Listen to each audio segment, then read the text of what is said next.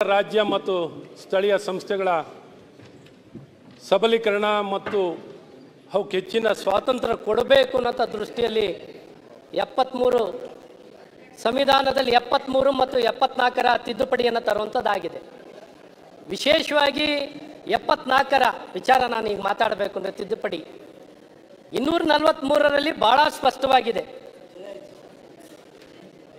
Section 243ರಲ್ಲಿ ಭಾಳ ಸ್ಪಷ್ಟವಾಗಿ ವ್ಯಕ್ತವಾಗಿದೆ.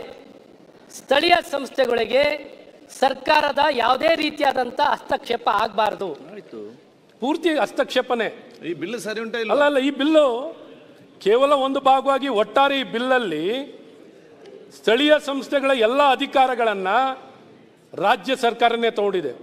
ರಾಜ್ಯ ಸರ್ಕಾರ ಕಾರ್ಪೊರೇಟ್ರದನ್ನು ತಗೊಳ್ಳುವಂಥ ಪರಿಸ್ಥಿತಿಗೆ ಹೋದರೆ ರಾಜ್ಯ ಸರ್ಕಾರದಲ್ಲೇ ಮಾಡುವಂಥ ಕೆಲಸಗಳಿಗೆ ಇವರಿಗೆ ಸಮಯ ಇಲ್ಲ. ಅವರು ಮಾಡಬೇಕಾದಂಥ ಕೆಲಸಗಳಿಗೇ ಏನೊಂದು ಗಮನ ಕೊಡಲಿಕ್ಕೆ ಅವರಿಗೆ ಸಾಧ್ಯವಾಗೋಲ್ಲ.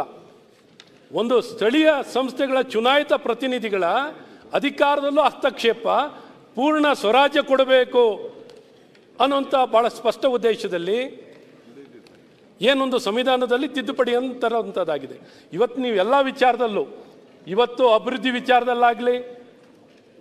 ವಿಚಾರದಲ್ಲಾಗಲಿ ಅಥವಾ ಅದರ ನಿರ್ವಹಣೆ ವಿಚಾರದಲ್ಲಾಗಲಿ, ಪ್ಲ್ಯಾನಿಂಗ್ ಆಗಲಿ, ಏನೊಂದು MPC, ಈ ಒಂದು MPC ಅಂತ ಏನು ಕ್ರಿಯೇಟ್ ಆಗಿದೆ, MPCಗೆ ಪ್ಯಾರಲಲ್ ಆಗಿ ಇವತ್ತು ಗ್ರೇಟರ್ ಬೆಂಗಳೂರು ಅಥಾರಿಟಿನೂ ನಿರ್ಮಾಣ ಮಾಡ್ಕೊಂಡಿರುವಂಥದ್ದಿದೆ. ಈ ಗ್ರೇಟರ್ ಬೆಂಗಳೂರು ಅಥಾರಿಟಿ ಅನ್ನುವಂಥದ್ದೇ ಸಂವಿಧಾನದಲ್ಲಿ ಅವಕಾಶ ಇಲ್ಲ. GBA ರಚನೆಯನ್ನು ಮಾಡಲಿಕ್ಕೆ ಯಾವುದೇ ನೋಡಿ, ರಾಜ್ಯ ಸರ್ಕಾರದಲ್ಲಿ ಮುಖ್ಯಮಂತ್ರಿನೂ ಅವರೇ, ಈ ಕಾರ್ಪೊರೇಷನ್ಗೂ ಮುಖ್ಯಸ್ಥರು ಮುಖ್ಯಮಂತ್ರಿನೇ. ಬಿಲ್ ಬಗ್ಗೆ ಅಲ್ಲ, ಬಿಲ್ ಬಗ್ಗೆನೇ ಹೇಳ್ತಿರೋದು. ಬಿಲ್ ಬಗ್ಗೆ ಬಿಲ್ಲಲ್ಲಿ ಅಲ್ಲ, ಇದು ಈಗ ಅವರು ನಮ್ಮ ಸನ್ಮಾನ್ಯ ಉಪಮುಖ್ಯಮಂತ್ರಿಗಳು ಹೇಳಿದಾಗೆ ಯಾರ್ಯಾರು ಇರ್ತಾರೋ ಬಿಡ್ತಾರೋ, ಇವತ್ತು ಅವ್ರು ಇರ್ತಾರೋ, ನಾವಿರ್ತೀವೋ, ಇನ್ನೊಬ್ರು ಇರ್ತಾರೋ, ಅದು ಒಪ್ಕೊಳ್ಳೋಂಥ ಮಾತು. ಆದ್ರೆ ನಾವು ಮಾಡೋವಂಥ ಕೆಲಸಗಳು ಸ್ಥಳೀಯ ಸಂಸ್ಥೆಗಳು ಕೊಡಬೇಕಾಗಿರೋಂಥ ಸ್ವಾಯತ್ತತೆ, ಸ್ವಾತಂತ್ರ್ಯ, ಸಬಲೀಕರಣ ಇವೆಲ್ಲವನ್ನು ಕಿತ್ಕೊಳ್ತಾ ಇದ್ದಾರೆ ಈಗ ಈ ಬಿಲ್ಲಲ್ಲಿ. ಎಸ್, ಈ ಬಿಲ್ಲಲ್ಲಿ ತಂದಿರೋದು ಒಂದು ಸಣ್ಣ ಭಾಗದ ತಿದ್ದುಪಡಿ, ಒಂದು ತಿದ್ದುಪಡಿ. Over all greater Bengaluru governance act ಏನು ತಂದಿದ್ದಾರೆ ಅದು ಸಂಪೂರ್ಣವಾಗಿ ಹಸ್ತಕ್ಷೇಪ ಮಾಡುವಂಥದ್ದು, ಸ್ಥಳೀಯ ಸಂಸ್ಥೆಗಳ ಹಸ್ತಕ್ಷೇಪ ಆಗ್ತಿರುವಂಥದ್ದು ಬಹಳ ಸ್ಪಷ್ಟವಾಗಿ ಇರುವಂಥದ್ದಿದೆ. ಹಾಗಾಗಿ ಇವತ್ತು ಸಜೆಷನ್ ಏನು, ಸ್ಥಳೀಯ ಸಂಸ್ಥೆಗಳು 74ರ ಏನು ತಿದ್ದುಪಡಿ ಇದೆ, ಅಮೆಂಡ್ಮೆಂಟ್ ಇದೆ, ಆ ಪ್ರಕಾರದಲ್ಲಿ ಅಧಿಕಾರವನ್ನು ಸಂಪೂರ್ಣವಾಗಿ ಸ್ಥಳೀಯ ಸಂಸ್ಥೆಗಳಿಗೆ ಕೊಡಿ.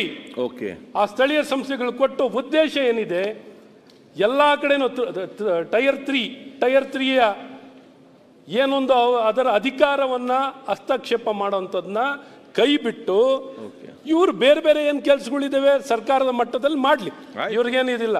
ಹಾಗಾಗಿ ನಾನು ಒತ್ತಾಯವನ್ನು ಮಾಡ್ತೀನಿ ಸರ್ಕಾರಕ್ಕೆ, ದಯವಿಟ್ಟು ನೀವು ಒಂದು ಸ್ಥಳೀಯ ಸಂಸ್ಥೆಯಿಂದ ಆಯ್ಕೆಯಾಗಿ ಬಂದಂಥವ್ರು, ಆ ಸ್ಥಳೀಯ ಸಂಸ್ಥೆಯಿಂದ ಆಯ್ಕೆಯಾಗಿ ಬಂದಂಥವ್ರು ಸ್ಥಳೀಯ ಸಂಸ್ಥೆಗಳಿಗೆ ಇನ್ನೂ ಹೆಚ್ಚಿನ ಅಧಿಕಾರ ವಿಕೇಂದ್ರೀಕರಣ, ಟ್ಯಾಕ್ಸೇಷನಲ್ಲಿ, ಟ್ಯಾಕ್ಸಲ್ಲೂ ಅಷ್ಟೇ. ಇವತ್ತು ಟ್ಯಾಕ್ಸಲ್ಲಿ ಇವತ್ತು ಸರ್ಕಾರದಲ್ಲಿ ಟ್ಯಾಕ್ಸಲ್ಲೂ ಇವತ್ತು ಅವರಿಗೆ ಏನು ಅವ್ರಿಗೆ ಭಾಗ ಸಿಗಬೇಕಾಗಿದೆಯೋ, ಅವ್ರಿಗೆ ಹೆಚ್ಚಿನ ರೀತಿ ಆದಾಯ ಪಡಿಬೇಕಾಗಿದೆಯೋ, ಆದಾಯವನ್ನು ಬರೀ ಕೇವಲ ಪ್ರಾಪರ್ಟಿ ಟ್ಯಾಕ್ಸ್, ಅಡ್ವರ್ಟೈಸ್ಮೆಂಟ್ ಈ ರೀತಿ ಸೀಮಿತ ಮಾಡಿ ಅವರಿಂದ ಟೋಲ್ ಚಾರ್ಜಸ್ ಈ ರೀತಿ ಹಣವನ್ನು ಕ್ರೋಢೀಕರಿಸೋದಕ್ಕೆ ಬರೀ ಸ್ಥಳೀಯ ಸಂಸ್ಥೆಗಳಿಗೆ ನಿಜಕ್ಕೂ ಸರ್ಕಾರದಿಂದ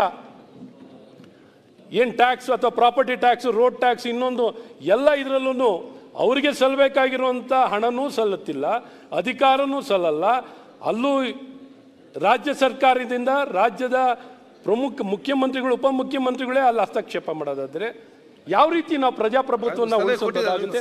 ಹಾಗಾಗಿ ಒತ್ತಾಯವನ್ನು ಮಾಡ್ತೀನಿ, ನೀವೆಲ್ಲ ಸ್ಥಳೀಯ ಸಂಸ್ಥೆಯಿಂದ ಆಯ್ಕೆಯಾಗಿ ಬಂದಂಥವ್ರು ಅವರ ಹಿತವನ್ನು ಕಾಪಾಡಲಿಕ್ಕೆ ಸರ್ಕಾರದ ಅಧಿಕಾರ ಇವತ್ತು ಮೆಜಾರಿಟಿ ಇದೆ ಅನ್ನೋ ಕಾರಣದಲ್ಲಿ ಬಿಲ್ ಪಾಸ್ ಮಾಡ್ಕೊಂಡು ಹೋಗ್ತಾ ಇದ್ದಾರೆ. ಇವಾಗ ಪ್ರಶ್ನೆ ಆಗುವಂಥದ್ದಾಗುತ್ತೆ, ಹೈಕೋರ್ಟ್ನಲ್ಲಿ ಪ್ರಶ್ನೆ ಆಗುವಂಥದ್ದಾಗುತ್ತೆ. ಇಲ್ಲಿ ಈ ಸದನದಲ್ಲಿ ಯಾಕೆ ಸಭಾಧ್ಯಕ್ಷರೇ, ಈ ಸದನದಲ್ಲಿ ನಾವು ಸಂವಿಧಾನ ವಿರುದ್ಧವಾಗಿ ಕೆಲಸ ಮಾಡೋದಾದರೆ, ಸಂವಿಧಾನದ ಆಶಯಕ್ಕೆ ವಿರುದ್ಧವಾಗಿ ಕೆಲಸ ಮಾಡೋದಾದರೆ ಇವತ್ತು ನ್ಯಾಯಾಲಯ ಹಸ್ತಕ್ಷೇಪ ಮಾಡೋಂಥದ್ದು, ಅವರು ನಮ್ಮ ರೋಲ್ನ ಟೇಕ್ ಓವರ್ ಮಾಡೋವಂಥದ್ದಾಗುತ್ತೆ. ಹಾಗಾಗಿ ಇಂಥ ಪರಿಸ್ಥಿತಿಗೆ ಅವಕಾಶವನ್ನು ಮಾಡಿಕೊಡ್ಬೇಡಿ ಅಂತ ನಾನು ನಿಮಗೆ ಒತ್ತಾಯವನ್ನು ಮಾಡ್ತೀನಿ. ಓಕೆ, ಸ್ಪಿರಿಟ್ ಇಲ್ಲ. ರವಿ ಸುಬ್ರಹ್ಮಣ್ಯಂ ನೆಕ್ಸ್ಟ್ ನಿಮ್ಮ ಈಗ ಆ ಪಾಯಿಂಟ್ ಬಿಟ್ಟು ಬೇರೆ ಏನಿದ್ರೆ ನೋಡಿ. ಆ ಪಾಯಿಂಟ್ ಬಿಟ್ಟೇ ಮಾತಾಡ್ತೀನಿ. ಓಕೆ, ಇವತ್ತಿಗಾಗಲೇ ಸ್ಥಳೀಯ ಸಂಸ್ಥೆಗಳಿಗೆ ಹೆಚ್ಚಿನ ಒಂದು ಸ್ವಾಯತ್ತತೆಯನ್ನು ಕೊಡಬೇಕು, ಅವರ ಆಡಳಿತದಲ್ಲಿ ಸರ್ಕಾರದ ಇಂಟರ್ಫಿಯರೆನ್ಸ್ ಇರಬಾರ್ದು ಅನ್ನೋ ಕಾರಣಕ್ಕೋಸ್ಕರವಾಗಿ ಒಂದಿಷ್ಟು ಮಾರ್ಕೇಷನ್ನ ತರ್ತಾ ಇದ್ದೀವಿ ಅಂತಕ್ಕಂಥದ್ದನ್ನು ಮಾನ್ಯ ಉಪಮುಖ್ಯಮಂತ್ರಿಗಳು ಹೇಳಿದ್ದಾರೆ. ಇದರೊಳಗಡೆ ಹಿಂದೆ ಹೇಳಿದರು, ಯಾವುದಾದ್ರೂ ಪಾಲಿಕೆಯಲ್ಲಿ ಅವರಿಗೆ ಸಂಪನ್ಮೂಲ ಕ್ರೋಢೀಕರಣ ಮಾಡ್ತಕ್ಕಂಥ ಸಂದರ್ಭದಲ್ಲಿ ತೊಂದರೆಗಳಾದರೆ ಸರ್ಕಾರ ನಾವು ಅದಕ್ಕೆ ಸಹಕಾರವನ್ನು ಕೊಡ್ತೀವಿ.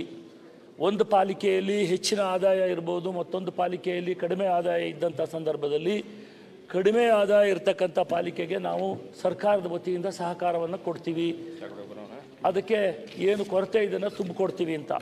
ಈ ಬಿಲ್ನಿಂದ ಅದಕ್ಕೇನಾದರೂ ತೊಂದರೆ ಆಗತ್ತಾ ಅನ್ನೋದು ಒಂದು. ಎರಡನೇದು, ಇವತ್ತು ಬೆಂಗಳೂರಿನಲ್ಲಿರ್ತಕ್ಕಂಥ ಶಾಸಕರು GBAಗೆ ಸದಸ್ಯರಾಗಿರ್ತಾರೆ. ಈ ಹಣವನ್ನು ಬಳಕೆ ಮಾಡುವಂಥ ಸಂದರ್ಭದಲ್ಲಿ ಅವರ ಸಲಹೆಯನ್ನು ಕೂಡ ತಗೊಳ್ತೀವಿ ಅಂತಕ್ಕಂಥ ವಿಚಾರವನ್ನು ಪ್ರಸ್ತಾಪ ಮಾಡಿದರು. ಈ ಒಂದು ಪ್ರಸ್ತಾವನೆಯಲ್ಲಿ ಅದರಲ್ಲಿ ಏನಾದರೂ ವ್ಯತ್ಯಾಸ ಆಗುತ್ತಾ ಅನ್ನೋದನ್ನು ಕ್ಲಾರಿಫೈ ಮಾಡಿ.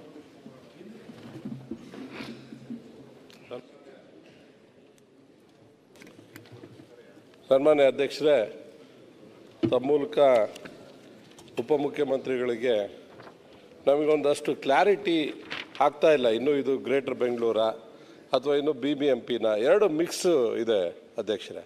ಯಾಕೆ ಅಂತ ಹೇಳಿದ್ರೆ ಅನೇಕ ವಿಷಯಗಳು ಮೊನ್ನೆ ಹೈಕೋರ್ಟಲ್ಲೂ ಕೂಡ ಒಬ್ಬ AEE ಹೋಗಿ ಪ್ರಶ್ನೆ ಮಾಡಿದ, ಅಲ್ಲಿ ಇನ್ನೂ ಗ್ರೇಟರ್ ಬೆಂಗಳೂರು ಆಗಿದೆಯಾ ಅಥವಾ ಇನ್ನೂ ಹಳೆ ನಗರ ಪಾಲಿಕೆನೇ ಇದೆಯಾ ಅನ್ನೋದು ಕ್ವಶನ್ ಕೂಡ ರೈಸ್ ಆಗಿದೆ. ಬೆಂಗಳೂರು ಜನನೂ ಅಷ್ಟೇ. ಈಗ ತಾವು ಯಾವ ರೀತಿ ಮಾಡಿದ್ದೀರಾ ಅಧ್ಯಕ್ಷರೇ, ಅಲ್ಲಿ ಒಬ್ಬರು ಅಧಿಕಾರಿನ ಹಾಕಿದ್ದೀರಾ, ಅವರು ಏನೇನು ಬೇಕೋ ಎಲ್ಲ ಟ್ಯಾಕ್ಸ್ ಹಾಕ್ಬಿಟ್ಟು ಬಿಟ್ಬಿಟ್ಟಿದ್ದಾರೆ. ಸ್ಟೇರ್ ಕೇಸಿಂದ ಹಿಡಿದು ಲಿಫ್ಟ್ಗಳಿಂದ ಹಿಡಿದು ಎಲ್ಲದಕ್ಕೂ 30,000 ಮನೆಗಳಿಗೆ ಈಗಾಗಲೇ ಹೊಸದಾಗಿ ನೋಟಿಸ್ ಕೊಟ್ಟಿದ್ದಾರೆ ಸರ್. ಒಂದು ಸಲ ಎಲ್ಲ ಆಗೋದ್ಮೇಲೆ ಅಂದರೆ ಟ್ಯಾಕ್ಸ್ ಎಲ್ಲ ಕಟ್ಸ್ಕೊಂಡ್ಮೇಲೆ ಮತ್ತೆ ಒಂದು 30,000 ಮನೆಗಳಿಗೆ ಈಗಾಗಲೇ ಮತ್ತೆ ನೋಟಿಸ್ ಕೊಡ್ತಾ ಇದ್ದಾರೆ. ಅಂದರೆ ಈ ಬಫರ್ ಏರಿಯಾ ಇರೋವಂಥದ್ದು ಅದಕ್ಕೂ ಟ್ಯಾಕ್ಸ್ ಕಟ್ಟಬೇಕು ಅಂತ ಕೊಡ್ತಾ ಇದ್ದಾರೆ. ದಿನಕ್ಕೊಂದೊಂದು ರೂಲು. ಈ ಗ್ರೇಟರ್ ಬೆಂಗಳೂರು ರೂಲಾ ಇದು ಅಥವಾ ಹಳೆ ಮಹಾನಗರ ಪಾಲಿಕೆ ರೂಲಾ, ನಿಜವಾಗ್ಲೂ ಯಾರಿಗೂ ಅರ್ಥ ಆಗ್ತಾ ಇಲ್ಲ. ಏನಾದರೂ ಒಂದು ಕ್ಲಿಯರ್ ಮಾಡಿ. ಆಮೇಲೆ ನೀವು ಗ್ರೇಟರ್ ಬೆಂಗಳೂರು ಅಂತ ಮಾಡ್ತಾ ಇದ್ದೀರಾ, ಅದಕ್ಕೆ ನಾವೆಲ್ಲರೂ ಕೂಡ ಹಿಂದೆ ಸ್ವಾಗತ ಹೇಳಿದ್ವಿ. ನೀವೇನು ಹೇಳಿದ್ರಿ, ಬೇರೆ ಬೇರೆ ಬೆಂಗಳೂರಿಗೆ ಸಂಬಂಧಪಟ್ಟಂಥ ಹೊಸ ಏರಿಯಾಗಳನ್ನೆಲ್ಲ ನಾವು ಸೇರಿಸ್ಕೋತೀವಿ, ಮತ್ತು ಹೆಚ್ಚು ಆದಾಯ ಬರೋಂಥ ಏರಿಯಾಗಳನ್ನ ನಾವು ಸೇರಿಸ್ಕೋತೀವಿ ಅಂತ ಹೇಳಿದ್ರಿ. ಈಗ ಅದೇನು ಕಾಣಿಸ್ತಾ ಇಲ್ಲ, ಯಾವುದು ಒಂದು ಹಳ್ಳಿನೂ ಸೇರಿಸಲ್ಲ, ಯಾವ ಏರಿಯಾನೂ ಸೇರಿಸಲ್ಲ ಅಂತ ಹೇಳ್ತಾ ಇದ್ದಾರೆ. ನಮ್ಗೆ ಅದ್ರ ಬಗ್ಗೆ ಕ್ಲಾರಿಟಿ ಇಲ್ಲ. ನಾವು ದಿನಕ್ಕೊಂದು ಬಿಲ್ ತಂದು ಗ್ರೇಟರ್ ಬೆಂಗಳೂರು ಬಗ್ಗೆ ಈ ರೀತಿ ಚರ್ಚೆ ಆದರೆ ಸರಿ ಆಗಲ್ಲ. ಮತ್ತು ಅಲ್ಲಿ ಮಹಾನಗರ ಪಾಲಿಕೆ ಸದಸ್ಯರಿಲ್ಲ. ಈಗ BBMPಯಲ್ಲಿ 4-5 ವರ್ಷದಿಂದ ಇಲ್ಲ ಸರ್. ಅಟ್ಲೀಸ್ಟ್ MLAಗಳ ಜೊತೆ ಆದರೂ ಕಮಿಷನರ್ದು ಸಭೆ ಆಗಬೇಕು, ನಮ್ಮ ಮಿನಿಸ್ಟ್ರ್ ಜೊತೆ ಸಭೆ ಆಗಬೇಕಾಗಿತ್ತು. ಒಂದು ಸಭೆನೂ ಆಗಲ್ಲ ಸರ್. ಪಾಪ ಅವರು ವಿಧಾನಸೌಧದಲ್ಲಿ ಕರೆದಿದ್ರು, ಬೆಂಗಳೂರು ಇಡೀ ಬೆಂಗಳೂರು ವಿಷಯ ಮಾತಾಡಿದ್ವಿ, ಹೋದ್ವಿ. ಇವತ್ತವರೆಗೂ ಕೆಲವೆಲ್ಲ ಇಂಪ್ಲಿಮೆಂಟೇ ಆಗಿಲ್ಲ. ಅದರಿಂದ ಎವ್ರಿ ಮಂತು ಅಲ್ಲಿ ಏನಾದರೂ ಸಮಸ್ಯೆಗಳಿದ್ರೆ ಕಾಯ್ದೆ ತರಬೇಕಂದ್ರೆ ಅಥವಾ ಇನ್ನೇನಾದರೂ ಇಂಪ್ಲಿಮೆಂಟ್ ಮಾಡಬೇಕಂದ್ರೆ ಮಹಾನಗರ ಪಾಲಿಕೆ ಸದಸ್ಯರು ಇದ್ದರೂ ಆಗ. ಈಗ ಇಲ್ಲ. ಬೆಂಗಳೂರು MLAಗಳನ್ನಾದ್ರೂ ಜೊತೆ ಇಟ್ಕೊಂಡು ಒಂದು ಸಭೆ ಆಗಿದೆಯಾ ಕಮಿಷನರ್ ಜೊತೆ? ಅದೂ ಇಲ್ಲ ಸರ್. ಏನೂ ಕ್ಲಾರಿಟಿ ಇಲ್ಲ ಸರ್. ಈ ಖಾತಾ ಅಂತ ಮಾಡಿದ್ದಾರೆ, ಅದು ಎಷ್ಟು ಕಷ್ಟ ಅನುಭವಿಸ್ತಾ ಇದ್ದಾರೆ ಅಂತ ಎಲ್ಲರಿಗೂ ಕೂಡ ಗೊತ್ತಿದೆ, ಅವ್ರಿಗೂ ಸೇರಿ ಈ ಖಾತಾ ವಿಷಯ. ಮತ್ತು ಕರೆಂಟ್ ಬೇರೆ ಕೊಡ್ತಾ ಇಲ್ಲ ಎಲ್ಲೂ. ಈ 30-40-60 ರಿಲ್ಯಾಕ್ಸ್ ಮಾಡಲಿಲ್ಲ ಅಂದರೆ ಸರ್ ನಿಜವಾಗ್ಲೂ ನಿಮ್ಮ ಸರ್ಕಾರಕ್ಕೆ ಜನ ಚೀಮಾರಿ ಆಗ್ತಾರೆ ಸರ್. ದಯವಿಟ್ಟು ಇದನ್ನು ನೀವು ಬೇಕಂದರೆ ಸರ್ವೆ ಮಾಡಿಸಿ. ನಮ್ಗೆ ಗೊತ್ತಿದೆ, ಸುಪ್ರೀಂ ಕೋರ್ಟ್ ಆರ್ಡ್ರು ಎಲ್ಲ ಗೊತ್ತಿದೆ. ಏನಾದರೂ ಒಂದು ರಿಲ್ಯಾಕ್ಸೇಷನ್ ತನ್ನಿ ಸರ್. ನಿಜವಾಗ್ಲೂ ಇಲ್ಲಾಂದರೆ ನಿಮಗೆ ಅವರು, ನೀವು ಬೇಕಂದರೆ ನಿಮ್ಮ ಕಾರ್ಯಕರ್ತರ ಕೈಯಲ್ಲಿ ಒಂದು ಸರ್ವೆ ಮಾಡಿಸಿ ಸರ್. ಶಾಪ ಆಗ್ತಾ ಇದ್ದಾರೆ ಸರ್ ಎಲ್ಲರೂ. 30-40 ಬಿಲ್ಡಿಂಗು ಕೂಡ ನೀವು ಕರೆಂಟ್ ಕೊಡಲಿಲ್ಲ ಅಂದರೆ ಹೇಗಾಗ್ಬೋದು ಸರ್? ಆಮೇಲೆ ಆ OC ವಿಷಯ ಸರ್, ಆ OCದು ಏನಾದರೂ ಒಂದು 30-40-40-60ಗಾದರೂ ಒಂದು ರಿಲ್ಯಾಕ್ಸೇಷನ್ ಕೊಡಿ ಸರ್. ತುಂಬ ಜನ ಬಡವರಿದ್ದಾರೆ. ಅಲ್ಲ, ಈ ಬಿಲ್ಲದು ಅಷ್ಟೇ ಸರ್. ಗ್ರೇಟರ್ ಬೆಂಗಳೂರು ದಿನ ಒಂದೊಂದು ತಂದರೆ ಜನಕ್ಕೆ ಅರ್ಥ ಆಗೋದು ಹೇಗೆ? ಈ ಬಿಲ್ಲಲ್ಲೂ ಕೂಡ ನಮಗೆ ರಿಯಲಾಗಿ ಕ್ಲಾರಿಟಿ ಇಲ್ಲ ಸರ್. ನೀವು ಏನೋ ಕೇಳ್ಕೊತಾ ಇದ್ರಿ ಅಧಿಕಾರಿಗಳನ್ನ, ನಮಗೇನು ಅಷ್ಟೊಂದು ನಮಗೂ ಕ್ಲಾರಿಟಿ ಕಾಣಿಸ್ತಾ ಇಲ್ಲ. ಯಾರನ್ನ ನೇಮಕ ಮಾಡ್ಕೊಳ್ಳೋದಕ್ಕೆ ಏನು ಮಾಡ್ಕೋತೀರಾ ಏನು ಅಂತ ಅರ್ಥ ಆಗ್ತಾ ಇಲ್ಲ. ಸ್ವಲ್ಪ ಸವಿರವಾಗಿ ಮಾತಾಡೋಂಥ ಸಂದರ್ಭದಲ್ಲಿ ಇದ್ರ ಬಗ್ಗೆ ಹೇಳಿ ಸರ್. ಸನ್ಮಾನ್ಯ ಅಧ್ಯಕ್ಷರೇ, ಗ್ರೇಟರ್ ಬೆಂಗಳೂರಿನ ತಿದ್ದುಪಡಿ ವಿಧೇಯಕನ ಮಾನ್ಯ ಉಪಮುಖ್ಯಮಂತ್ರಿಗಳು ಮಂಡಿಸಿದ್ದಾರೆ. ನಾವು ಗ್ರೇಟರ್ ಬೆಂಗಳೂರೇ ಬೇಡ ಅಂತ ವಾದ ಮಾಡಿದ್ವಿ, ಅದಾಗಲಿಲ್ಲ. ಅಂತಿಮವಾಗಿ ಅವ್ರಿಗೇನೋ ಆಸೆ ಇತ್ತು, ಉಪಮುಖ್ಯಮಂತ್ರಿಗಳು ತೀರಿಸ್ಕೊಂಡಿದ್ದಾರೆ. ಸಮಸ್ಯೆ ನಾವು ಬೆಂಗಳೂರಿನ 5 ಭಾಗ ಮಾಡಿದ್ದಲ್ಲ ಅಧ್ಯಕ್ಷ, ಈಗ ಒಂದೊಂದು ಕ್ಷೇತ್ರನ 2 ಭಾಗ 3 ಭಾಗ ಮಾಡಿಬಿಟ್ಟಿದ್ದಾರೆ. ನಿಮ್ಮ ಉಳ್ಳಾಲ ಕ್ಷೇತ್ರ ಅರ್ಧ ನಾರ್ತು, ಅರ್ಧ ವೆಸ್ಟು. ನನ್ನ ಕ್ಷೇತ್ರನೂ ಹಾಗೆ ಮಾಡಿದ್ದಾರೆ. ದಾಸಹಳ್ಳಿ ವಿಧಾನಸಭಾ ಕ್ಷೇತ್ರದಲ್ಲಿ ಅರ್ಧ ಕ್ಷೇತ್ರನ ಬೆಂಗಳೂರು ನಾರ್ತ್ ಕಾರ್ಪೊರೇಷನ್, ಇನ್ನರ್ಧ ಕ್ಷೇತ್ರನ ಬೆಂಗಳೂರು ವೆಸ್ಟ್ ಕಾರ್ಪೊರೇಷನ್. ನಾವು ಯಾರ ಹತ್ರ ಕೆಲಸ ಮಾಡಿಸ್ಕೊಬೇಕು ಅಧ್ಯಕ್ಷ? ಈಗಾದರೆ ಏನಾದರೂ ಒಂದು ಕ್ಷೇತ್ರ ಒಂದು ಕಡೆ ಇದ್ದರೆ ಎಲ್ಲಾದರೂ ಒಂದು ಕೆಲಸ ಕಾರ್ಯ ಮಾಡಿಸ್ಕೊಬೋದು. 2 ಕಡೆ ಹೋಗ್ಬೇಕು ನಾವು.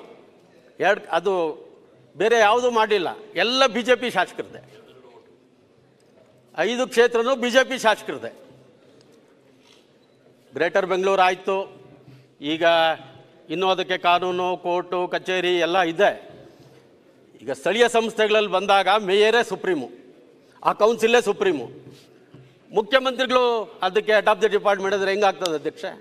ಮೇಯರ್ ಹಾಕಬೇಕು, ಕೌನ್ಸಿಲ್ನಲ್ಲಿ ನಿರ್ಣಯ ಆಗತಕ್ಕಂಥದ್ದೇ ಸುಪ್ರೀಂ. ಆವಾಗ ಸ್ಥಳೀಯ ಸಂಸ್ಥೆ ಚುನಾವಣೆ ಆದಮೇಲೆ ಮೇಯರೇ ಪ್ರಥಮ ಪ್ರಜೆ. ಅದನ್ನು ಈಗ ಎಲ್ಲರಿಗೂ ಗೊಂದಲ ಇದೆ. ಮಾನ್ಯ ಉಪಮುಖ್ಯಮಂತ್ರಿಗಳು ಅದ್ರ ಬಗ್ಗೆ ಕರೆಕ್ಟಾಗಿ ಕ್ಲಾರಿಟಿ ಕೊಡಬೇಕು. ಮತ್ತು ಏನು ಹೊಡೆದಿದ್ದೀರ ಕ್ಷೇತ್ರಗಳನ್ನ ಯಾವುದೇ ಕಾರಣ ಒಂದಕ್ಕೆ ಸೇರಿಸಿ, ವೆಸ್ಟ್ಗಾದರೂ ಸೇರಿಸಿ, ನಾರ್ತ್ಗಾದರೂ ಸೇರಿಸಿ, ನಿಮ್ಮ ಸಂತೋಷ, ನಾವು ಅಡ್ಡ ಬರಲ್ಲ. 2 ಭಾಗ ಮಾಡಬೇಡಿ ಒಂದೊಂದು ಕ್ಷೇತ್ರನ. ಪದ್ಮನಾಭ ನಗರ, ದಾಸರಳ್ಳಿ, ಈ ರೀತಿ ಎಲ್ಲ ಕ್ಷೇತ್ರಗಳನ್ನ ಹೊಡೆದಿದ್ದಾರೆ ಅಧ್ಯಕ್ಷ. ಅಧಿಕಾರಿಗಳು ಮಾಡಿದ್ರು, ನೀವು ಮಾಡಿದ್ರೆ ನಮ್ಗೆ ಗೊತ್ತಿಲ್ಲ. ಬೊಮ್ಮನಹಳ್ಳಿ ಗೊತ್ತಿಲ್ಲದೆ ಅಂತೂ ಮಾಡೋಕ್ಕಾಗಲ್ಲ. ಓಕೆ, ನಿಮಗೆ ಗೊತ್ತಿಲ್ಲದೆ ಅಂತೂ ಯಾವ ಅಧಿಕಾರಿಗಳು ಏನೂ ಮಾಡಲ್ಲ. ನಾವು ಬೆಂಗಳೂರನ್ನೇ ಹೊಡಿಬೇಡಿ ಅಂದರೆ ನೀವು ಕ್ಷೇತ್ರಗಳು ಹೊಡಿಯೋಕ್ಕೆ ಶುರು ಮಾಡಿಬಿಡ್ರಿ.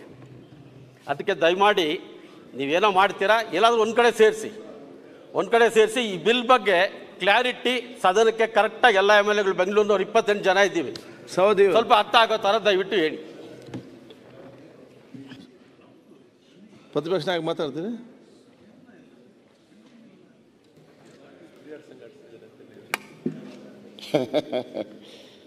ಸನ್ಮಾನ್ಯ ಅಧ್ಯಕ್ಷರೇ, ನಾನು ಮೊನ್ನೆ RCB ನಡೆದಾಗ ಸನ್ಮಾನ್ಯ DK ಶಿವಕುಮಾರ್ ಅವರು ಕನ್ನಡ ಬಾವುಟವನ್ನು ತೆಗೆದುಕೊಂಡು ಆ ಪ್ಲೇಯರ್ಸ್ ಕೊಟ್ಟು ನಾವು ಕನ್ನಡ ಕನ್ನಡ ಕನ್ನಡ ಅಂತ ಹೇಳಿದರು.